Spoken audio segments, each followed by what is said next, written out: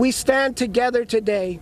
It is a travesty of justice, what we've seen, and we need to hold the outrage today as 10 members of the so-called Irvine 11 are convicted for disrupting a speech by an Israeli diplomat. It happened last year on the UC Irvine campus. The defendants said all along this case is about free speech, and jurors agreed, but concluded it was the speaker and not the hecklers whose rights were violated. NBC4's Vicki Vargas joins us live from Santa Ana, where those verdicts came down. What's the reaction, Vicki? You know, it's interesting, Lucy, in talking with prosecutors and talking with the defendants, there seem to be two schools of thought. The prosecutors say this was about conduct, not content. They say even if they had read from a phone book, if they had yelled Mickey Mouse, they still would have been charged with a misdemeanor. Prosecutors say it wasn't what they said, it was how they said it, accusing 10 UC Irvine students of disrupting a planned speech by Israeli Ambassador Michael Oren. The gathering took place on campus in February of 2010. Speaking Hebrew. Michael Oren, propagating murder is not an expression of free speech. Shut up!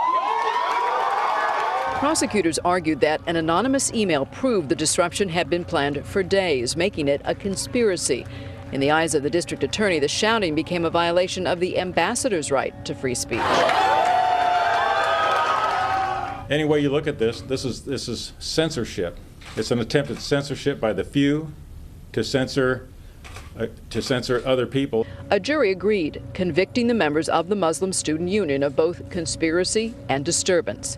The charges could carry up to a year in jail, but the judge sentenced the group of men to 56 hours of community service. The conduct on the basis of which they have been found guilty was, according to the evidence at trial, motivated by their beliefs and not simply a desire to disrupt for the sake of disrupting.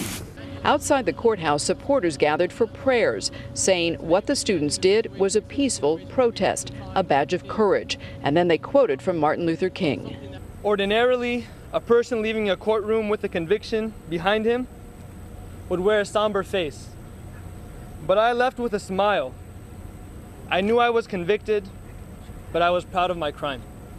An injustice anywhere is a threat to justice everywhere. Thank you. Attorneys for the defendants say that during that 8-day trial, they also heard from others who had protested at various events on the UC Irvine campus and that none of them was arrested. They plan to appeal. Live in Santa Ana, I'm Vicki Vargas, NBC4 News.